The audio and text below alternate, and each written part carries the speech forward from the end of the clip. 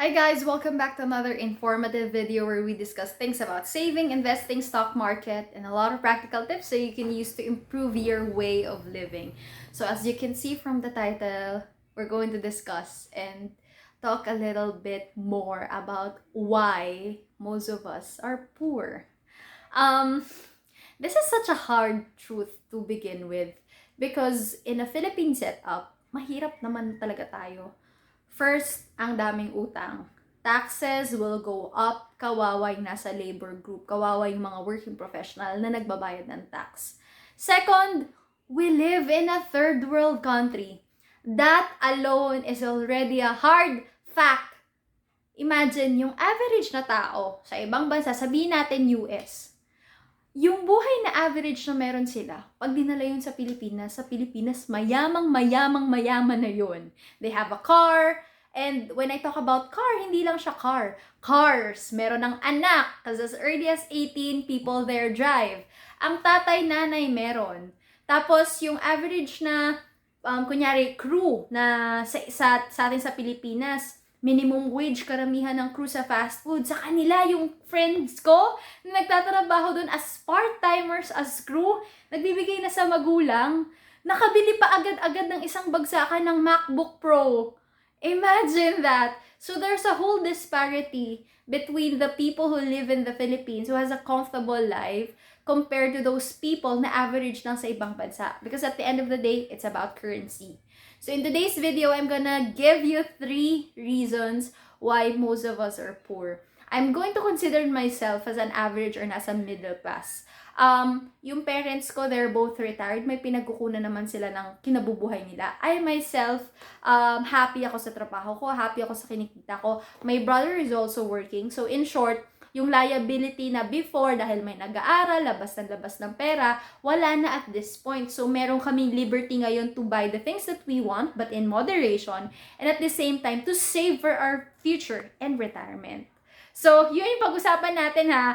Gusto ko nang maging straight to the point because most of you naiinis talaga minsan kapag medyo paligoy-ligoy ako. Maybe it's just my train of thoughts or medyo hindi pa ako sanay in front of the camera. So, let's start. Number 1, and please, hear me out. This is my opinion. Kumbaga, sarili ko tong pananaw, sarili ko tong assessment. Kumbaga, number 1 would be, most of us don't have what we call head start. That's the word. Head start. Wala tayong mayamang pamilya. Wala tayong parents na educated enough or marunong sa finances na alam nila yung value ng pera at na napasa na nila or napaintindi na nila sa anak nila yung value ng pera. Wala tayong mga magulang na may sariling kumpanya na hindi na natin kailangan maghanap ng trabaho sa corporate or ipagsiksikan yung sarili natin sa isang 9-to-5 job because our parents, meron na silang business na pwedeng dun ka na pumasok at magtrabaho at i-continue mo na lang. Wala rin tayong head start sa school. Aminin na natin, this has been an issue and content on TikTok na it's not about the school because that's also my perception when I was studying and when I was about to enter in college. Kasi nga, yung parents ko, simple lang silang mga tao. Nakatapos man sa pag-aaral, mayroon mang degree. Pero hindi naman yung tipo na kailangan atenista or lasalista. The truth is, kung nasa corporate ka, school matters! Oh my, parang biglang invalidated agad-agad or biglaan yung mga nagawa mo because most of the time, tinalo ka na agad-agad ng isang taong nakapagtapos. I myself, I am a cum laude. I have Latin honors and not to brag but to just mention from the day that I started studying up until graduate ako ng high school and college, medyo achiever talaga si ate nyo na talagang medyo ginalingan talaga sa school na high school, I was a salutatorian. Pero nung nagtrabaho ako, biglang dahil may isang graduate from a very reputable school, biglang mas malaki yung sweldo niya or mas matatanggap siya just because they have the school. Now, you might be asking, baka mamaya kasi wala yung tamang skill set mo. You know what? There are graduates from reputable schools na kahit na first job lang nila, parang pang managerial level na agad yung meron sila. Why are we talking about this under the first reason, which is head start? Because they already have the connection. Their family could could have graduated as well from the same reputable school, so they are within that circle. Hindi tayo ganon. Tayo yung mga nagsastrive, tayo yung mga workers na in the hopes of climbing the ladder of success, or yung tinatawag na kumawala sa pagiging corporate rat. Tayo kailangan natin pumasok sa isang trabaho na mababa, tapos magsimula sa entry level na sweldo. Sila iba, because they have what we call head start. I know most people would say this na, bakit may mga may mga katrabaho ako na galing sila, or may kamag-anak ako galing lang sila sa gantong school pero nagtagumpay sila sa buhay. Let me ask you this question. Out of the 1 million Filipinos, ilan lang ba sila? I'm pretty sure those are the golden stories na masarap i-KMJS or i-feature sa mga YouTube content creators about success, or yung sa Rated K. Those are 1 in a million stories. But for people, average people like us, it's not the same story. Tayo, kailangan talaga nating igapang yung sarili natin to be there. You know, to climb the ladder of success. Kailangan natin yon. We don't have kasi what we call the head start. Yun na nga lang example. Nagulat talaga ako when I was in the corporate. Biglang dahil, parang tawag dito, ako, I have 5 to 6 years experience, pero siya first job niya lang or second job. Mas malaki pa yung sweldo niya sa akin, tapos parang feeling ko biglang na-invalidate lahat ng nagawa ko sa buhay or achievements ko sa buhay. Because the person came from a very reputable school. And I know that story has been circulating on social media rin, di ba? Merong mga post about it na nag-ask siya ng ganito kalaking sweldo, parang starting entry-level position 40 or 45K. And in the Philippines, makikita mo naman lagi sa job street, it's always about experience. Kailangan 5 to 6 experience or minimum of 2 years.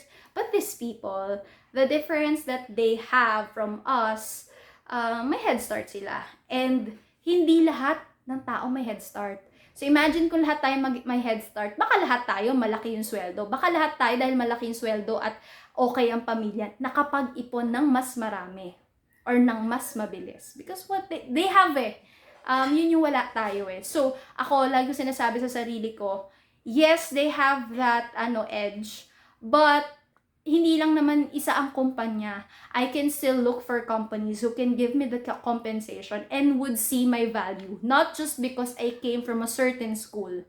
So yun, to all HR people naman, I'll be releasing a video. I interviewed yung best friend ko from HR about some HR tips. So upload ko yan soon. Pero yun, to those people naman na nahihirapan, lagi yung tatandaan, if the shoe doesn't fit, you have to look for another size. So same goes in life. Hindi ka man natanggap sa gantong trabaho or mas mababa man, or hindi nila nakikita yung value mo coming into the company just because you did not graduate from this reputable school. There's always another company that you can look for, lalo na kung single ka. Kasi wala ka namang masyadong dependencies in life. Kasi sarili mo lang at most probably your parents. So yun yung number 1 ha. And I feel like marami talagang taong wala talagang head start. Ako na lang talagang gapang talaga in life So yun, second reason, bakit tayo mahirap? Marami tayong baggage. And when I say baggage, nanggagaling pa to dun sa mga magulang pa natin. Sila may baggage na ipinasa pa sa atin. Baggage na nila, nakapasa pa sa atin. So, double whammy na. When we talk about baggage, it can be an extended family or a responsibility that your parents were not able to fulfill, and that you have to step in and help out. At kapag ganun ang nangyayari, biglang nauubusan ka ng space for your own. Because you're also starting out. You're starting out, you're figuring out what you want, you're kind of lost. Because people who starting out, ganun naman talaga They don't know what they want because they are still in the process of figuring out things. Hindi pa sila na-expose sa environment. So, ikaw, dahil nagsisimula ka pa lang, most probably hindi mo talaga alam anong gusto mo. Kaya ka nga nagiging ng experience. That's why you are meeting with a lot of people so you can also have a time to reflect and assess where do you want to go. Plus pa yung baggage na binibigay sa'yo na yon. So, that's all in your head. Ang hirap, di ba? When we also talk about baggage, this can be an irresponsible family member. It can be your siblings na pinag-aaral na nga, hindi pa matapos-tapos yung pag-aaral, may internal crisis din, or extended family na wala ring retirement plan or hindi na paghandaan yung pagtanda. So, yung parents may nagtitake on ng responsibility dahil sila yung probably panganay, breadwinner during that time, at naipapasa sa anak. So, you see, it's a vicious cycle. That's why I'm really happy that nowadays people are starting to look at their finances well, the value of having a good credit, value of knowing how to spend and how to use your money wisely. Because we don't want to turn that baggage to the next generation. Ipapasa mo na naman yung baggage. So, kita mo yun, baggage na naman, nag-pile up na siya hanggang sa, ayun, mahirap na naman. Naipasa mo yung baggage, yung hirap na yun. So, technically, yung susunod na generation, mahirap ulit. So, we don't want that here. As much as possible, kung may bagay tayo na pwedeng ipamana, maybe those are the values and ways that you can also help people on how to save, on how to use money. Because let's be realistic. Importante talaga ang pera. Kasi kung di siya importante, bigay mo na lang sa akin. Kasi sa akin, importante siya eh.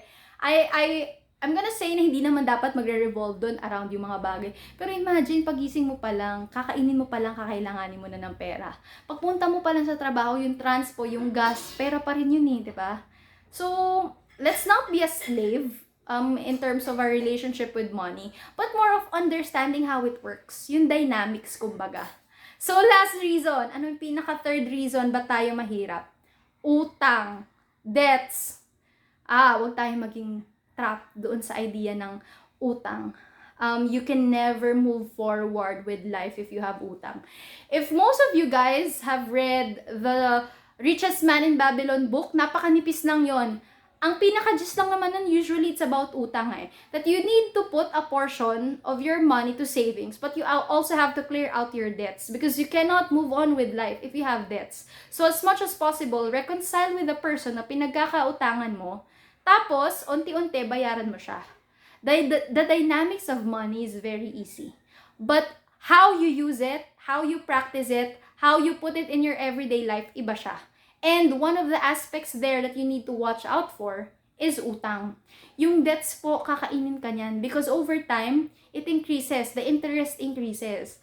So kung may na-swipe ka today, make it to a point na magbayad ka. Ang lakas ng loob kong gumanto kasi kababayad ko lang sa credit card ko, and yung mga iba pang nakapatong for next month kahit hindi pa due date, kinalahati ko na rin because ayaw natin ng utang in life. Make it to a point na kung may bibilin ka, budgeted siya para hindi ka mag-result to utang. At kung may high value purchase ka man, wag mo ring kalimutan na iplano siya ahead of time. And lastly, wag kang papayag sa co-borrower, lalo na kung di mo naman kakilala. 'Di ba? Wag kang maging guarantor. Don't put yourself in that situation because it's a hard escape for you, I'm telling you. Mahirap magbaon sa utang kasi ang utang hahabulin ka niyan at masama siyang gawain. So, kung may pinautang sa'yo, ibalik mo. Para at least, naiintindihan mo, nauunawaan mo, ano talaga ang pera, ano ang halaga ng pera. At hindi rin naman yan pinupulot ng ibang tao eh. So, yun, for me, those are the 3 reasons And I hope you learned something about this video. Wag tayong maging masyadong pakampante sa buhay. While we're still alive, make it to a point that we're doing good things for our future self. Invest in your retirement fund, insurances, pass down the information that you already have, especially in the digital age na napaka-accessible na information. Values are still important. Even the traditional ones could also help you out. So yun, I hope you guys enjoy this video at may natutunan kayo. Don't forget to subscribe to this channel. Bye!